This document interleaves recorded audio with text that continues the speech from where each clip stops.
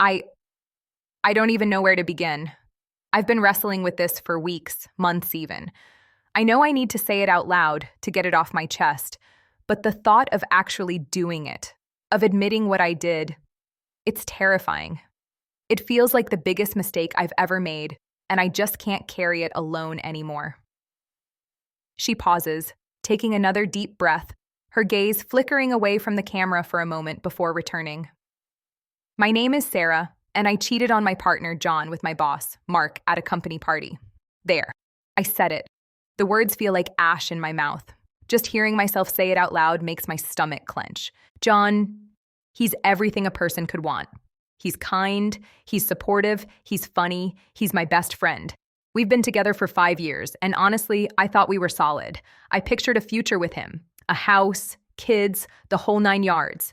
There weren't any big problems in our relationship leading up to this. No shouting matches, no grand betrayals, just life. We were comfortable, happy, or so I thought, so I led myself to believe. My job is pretty demanding. I work in marketing, and it's a fast-paced environment. I love what I do, but it's a lot of pressure. Mark, my boss, he's charismatic, incredibly smart, and he's built this company from the ground up. He's got that confident, almost intimidating aura, but he can also be incredibly charming when he wants to be. Always professional, always respectful. At least, that's what I believed. It was our annual holiday party. The company spares no expense. Swanky venue, open bar, delicious food, a live band. Everyone was dressed up, the atmosphere was buzzing.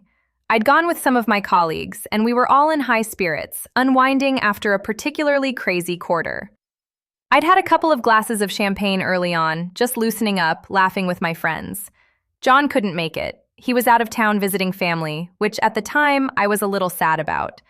Looking back, that's probably where the first seed of something dangerous. Rouse was planted, a feeling of freedom, of being untethered. As the night went on, the drinks flowed freely. I remember dancing, singing along to the band, feeling light and carefree. Then I saw Mark. He was across the room, talking to some clients, looking sharp in his suit. He caught my eye and gave me that particular smile of his, warm, genuine, but with a hint of something more, something that made me feel noticed. Curious, I'd always admired him professionally, but there was a flicker of something else that night. He eventually made his way over, joining our group. The conversation started innocently enough. Work anecdotes, holiday plans. But as people drifted off to get more drinks or hit the dance floor, it was just the two of us for a while. The music was loud, so we leaned in closer to hear each other. His voice was lower than usual, and I could smell his cologne, a subtle, sophisticated scent. We talked about everything but work, our dreams, our fears, things I'd never shared with him before. He made me feel seen, truly seen, in a way that was intoxicating. It was like he understood something about me that others didn't, a secret part of my ambition and anxieties. And then the physical aspect started. Nothing overt, not at first. A hand on my arm when he laughed, a lingering touch as he handed me a drink, our shoulders brushing as we stood side by side watching the band. Each touch sent a weird jolt through me, a mix of discomfort and a forbidden thrill. My mind was screaming, "Stop! This is your boss! You have John!" But there was another part of me, a darker, more impulsive part that was leaning into it, craving it. The alcohol had dulled my usual inhibitions, turning the wrongness into an exciting edge. The danger made it exhilarating. I remember thinking, this is just harmless flirting. It's the party atmosphere. But it wasn't. The looks became more intense. The conversation dropped to hushed whispers. There was an undeniable tension, a pull between us that felt almost gravitational. It was like we were in our own bubble, the noise and laughter of the party fading into the background. At some point, he suggested we get some air. The main hall was getting stuffy, he said. My logical brain knew exactly what that meant, what it was leading to. But the impulsive, thrill-seeking part of me, fueled by too much champagne and the heady rush of forbidden attention, just nodded. My heart was pounding, a chaotic drumbeat against my ribs. I felt a surge of adrenaline, a mixture of fear and anticipation that made my palms sweat. It was like standing on the edge of a cliff, knowing you shouldn't jump, but wanting to feel the rush of the fall. We found ourselves on a secluded balcony. Overlooking the city lights. It was cold, but I barely noticed. The air between us was thick with unspoken words, with raw desire. He turned to me, and his eyes searched mine, almost asking permission. I knew I should have walked away then. I should have. I could have blamed the cold or said I needed to find my friends, but I didn't. I just stood there, caught in the moment, in the intoxicating danger of it all. He reached out, cupping my face, and his thumb brushed my cheek. The touch was like an electric current. And then he leaned in, and he kissed me. Oh God, that kiss. It was electric, urgent, demanding. It was everything I shouldn't have been feeling, shouldn't have been allowing. In that moment, the world narrowed down to just him, his lips on mine, the taste of champagne, and something unfamiliar and exhilarating. It was illicit. It was wrong. It was betraying everything I held dear. But in that fleeting second, it felt alive, wild.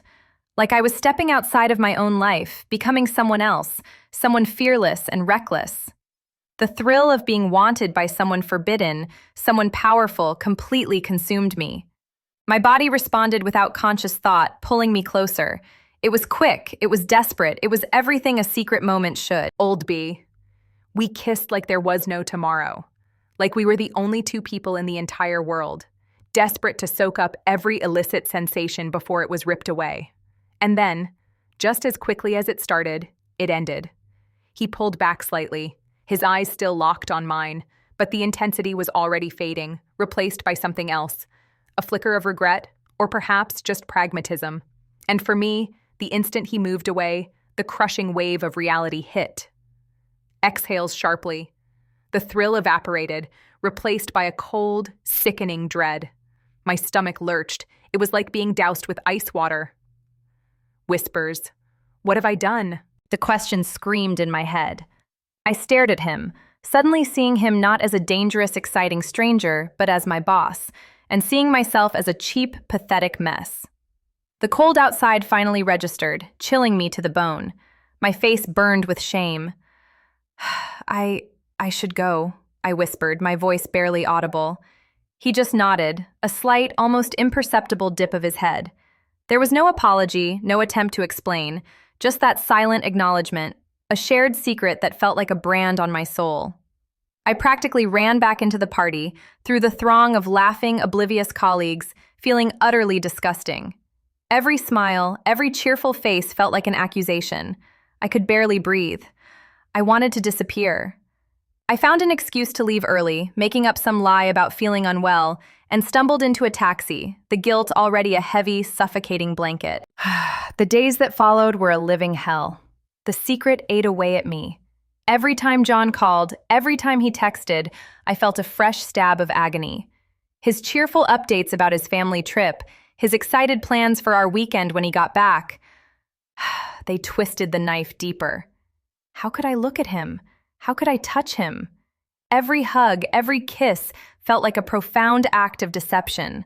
I felt like an imposter, living a lie, unworthy of his love. My appetite vanished. Sleep became a luxury I couldn't afford. My mind was constantly replaying that balcony scene, dissecting every glance, every touch, every second of that kiss. The fleeting thrill of the party was long gone, replaced by an overwhelming, suffocating guilt that seeped into every aspect of my life. And then there was work. Walking into the office felt like entering a minefield. I was terrified to see Mark, terrified not to see him, terrified of what his eyes might convey. Would he act differently? Would he tell anyone? I tried to avoid him, ducking into meeting rooms, taking detours. When we did cross paths, it was excruciating. A quick, almost imperceptible nod from him, and a frantic surge of adrenaline in me.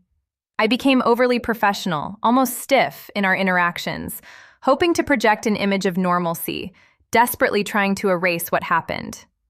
The power dynamic, which had been part of the thrill, now felt like a terrifying weapon hanging over my head.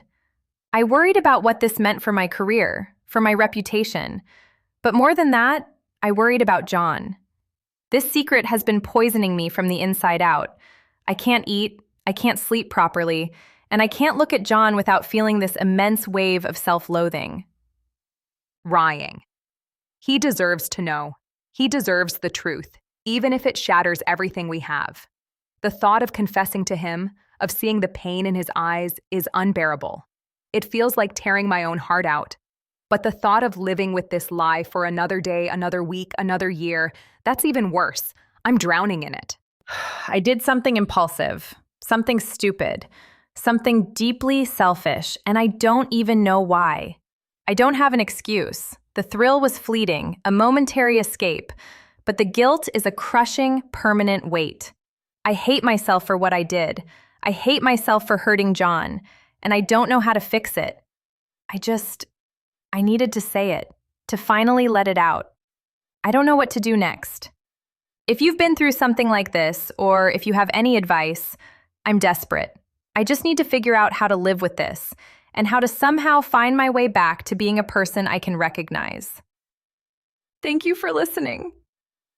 She looks directly into the camera, tears welling up in her eyes before the video fades to black.